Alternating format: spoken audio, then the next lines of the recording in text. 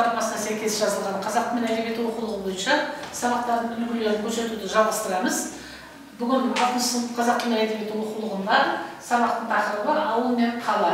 Бірнеше әдіс тәсілдердің бүгін үлгісін көреміз. Жасы Ахмет жалғастыра беріңіз. Рахмет апай.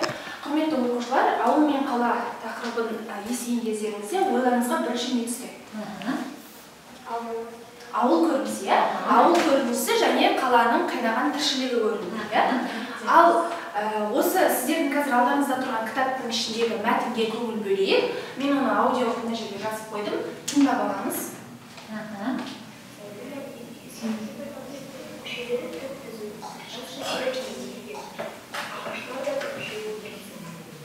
Ауылдағы кітапханамыз қуанбай. Ауылдың шетінде көл бар. Көл аса терең емес. Күндіз суға шомылып, түнде қыздырынамыз. Кеш барған балалармен асық ойнап, доп тебеміз. Ауылда өте жақсы демалдық. Бұл мәтін біздің Мөлдір Бұлақ балалар журналынан алынған екен. Алдарыңыздағы кітапты ашып, бір оқып шықсаңыздар болады. Яғни біз ауыл мен қаланы айтқан кезде, ауыл қандай, табиғаты қандай, қаланың қайнаған тіршілігі қандай табиғаты деген секілді ойымызға сұрақтар келеді. Ол яғни бүгінгі біздің өтетін сын есім тақырыбымен байланысты болады. Сын есім дегеніміз не? Сын есім дегеніміз заттың түсін, сапасын, белгісін, күйін, салмағын, көлемін, қасиеттерін білдіреді. Яғни қандай деген сұраққа жауап береді. Мектеп бастауыштарда жақсы білеміз. Мысалға, әсем қандай? Әсем шашы ұзын деген секілді. Енді бұл сын есімнің бізде екі түрі болады екен. Біріншісі сапалық сын есім, екіншісі қатыстық сын есім. Сапалық сын есім дегеніміз кім? Ол қандай яғни? Сапалық сын есім дегеніміз негізгі сын есімдерден тұрады. Яғни тек қана қызыл, жақсы, сұлу, әдемі дейтін болса, онда ол сапалық сын есім. Ал егер қатыстық сын есімді қандай сұрақтарды қандай? Сыны түр-түсін ғана тікелей анықтайды. Тікелей анықтайды. Сапалық сын есім. Ал қатыстық сын есім заттың сыр сипатын әртүрлі белгісін басқа сөздердің қатысы арқылы, яғни туынды сын есім жасаса, онда ол бізде қатыстық сын есім болады. Яғни өнерлі, түбірі өнерлі дегеніміз айтамыз, қане белсенділік жұрнақ болады. Мысалға, ол қандай өлке? Ол орманды өлке дейтін болса, орман дегеніміз зат есім болады да, д деген сонда қандай болып ауысып кетеді. Яғни бұл дегеніміз қатыстық сын есім. Тұрады. Ережемен таныстық, оны өзімізде білеміз. Сол үшін сіздерге аса қатты жаңалық болып тұр деп ойламаймын. Келесі бізде енді жұп-жұппен орындасақ болады. Мына жерде сөйлем берілген, ал мына жерде ауыл мен қала. Енді мен сіздерге мынаны оқимын. Сөйлемдерді оқимын. Сіздер тез жауап бересіздер, уақытқа байланысты. Ал оқып бастаймын. Кең дала мен таза ауа. Ауыл. Келесі, көшеде көп адам кездеседі. Қалада. Төрт түлік мал жайылымда жүреді. Ауылда. Жер қозғалысында кептеліс болады. Қалада. Жол қозғалыс кешіріңіздер. Шағын және тыныш ауылда екен. Мәдени орталықтар көп. Қалада.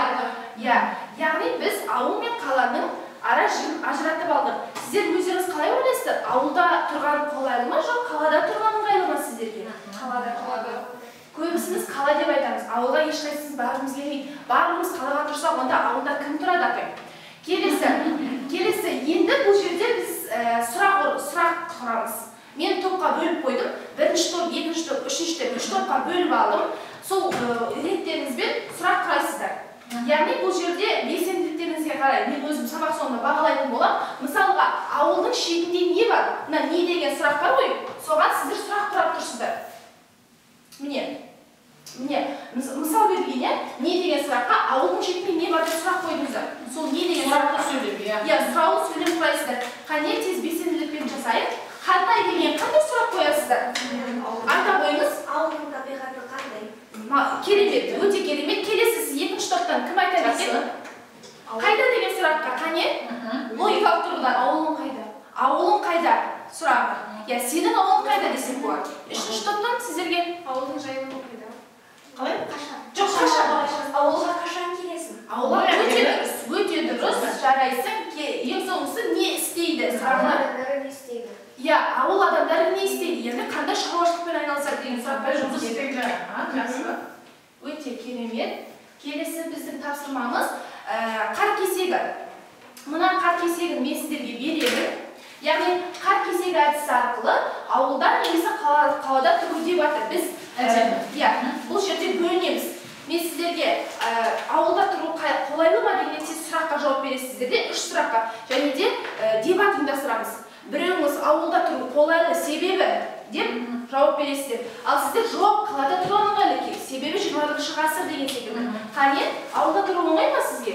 Оңай ма? Ауылда тұру оңайды. Себебі тіршілік сол жақта дейді. Қалада қандай қозғалыстар бар? Қандай мүмкіндіктер бар? Қалада негізі ауылға қарағанда көбірек мүмкіндік бар, мәдени орталықтар.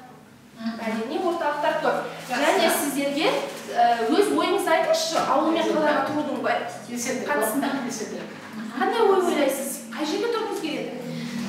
Негізі қалада тұратын болса мүмкіндіктер көп, мысалы әртүрлі ұйымдарға қатыса деген сияқты. Ауылда тұрғанда пайдалы, өйткені ауылда таза ауа деген сияқты.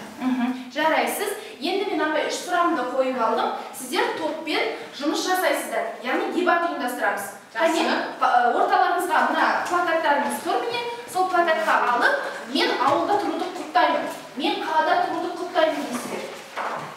Ал сіздер екі жаққа қарап, осы яғни Вен диаграммасы арқылы қолдансыздар, ортақ шешімдері. Я, мен бұған да құптаймын, жоқ, мынаны да құптаймын. Екеуі де дұрыс емес. Вен диаграммасы.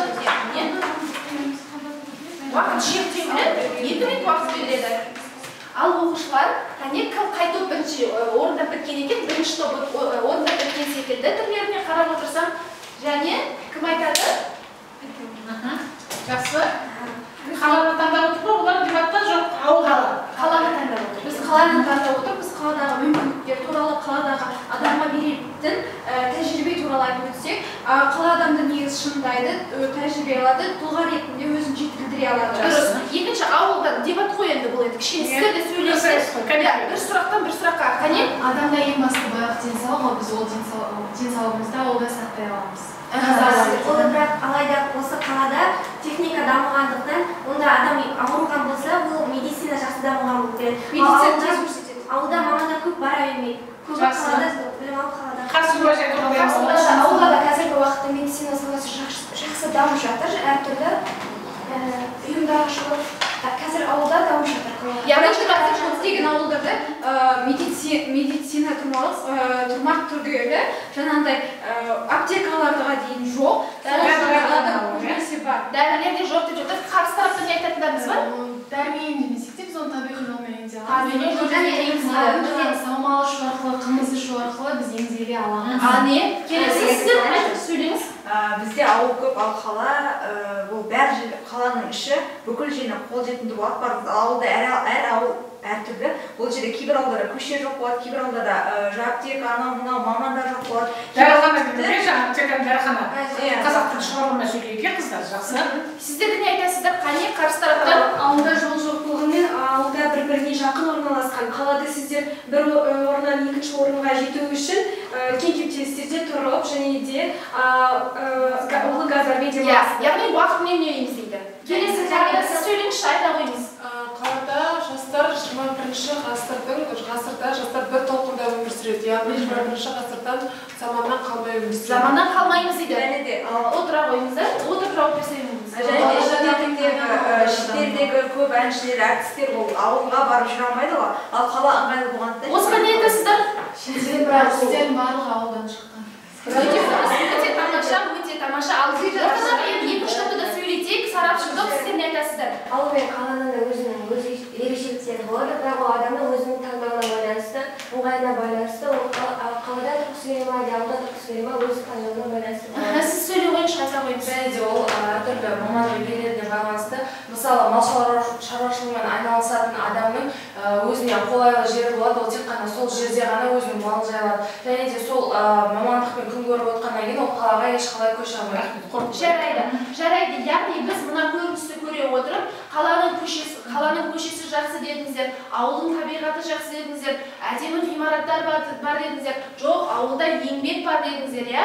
Халықтың барлығы мына қора болса да, сол қораның ішінен шыққан еңбек тәтті деп, біз ауыл мен қаланың ешқандай айырмашылығы жоқ. Ауылды төмен түсірсек те, ол жылдап өсіп, қалаға айналады, дамушы ортаға айналады деп қорытындылағымыз келеді. Ал мен сіздерге үй жұмысы беретін болсам, кітаптағы 7-ші дәл солай 7-ші тапсырманы беремін. Кітаптарыңызды ашып қарасаңыздар болады. Яғни Қазақстанның қандай ірі қалалары білесіңдер деген осы 3 сұраққа жауап беріп келеміз. Ал енді мен сіздерді мұғалім ретінде өзімнің ұстазыммен бірге бағалайтын болсам, бүгінгі белсенділіктеріңізді жақсы деп, өте жақсы деп бағалап берер едім. Және де белсенділіктеріңізден қатар сабаққа деген қызығушылықтарыңыз өте күшті болды. Рахмет сіздерге. Сау болыңыздар.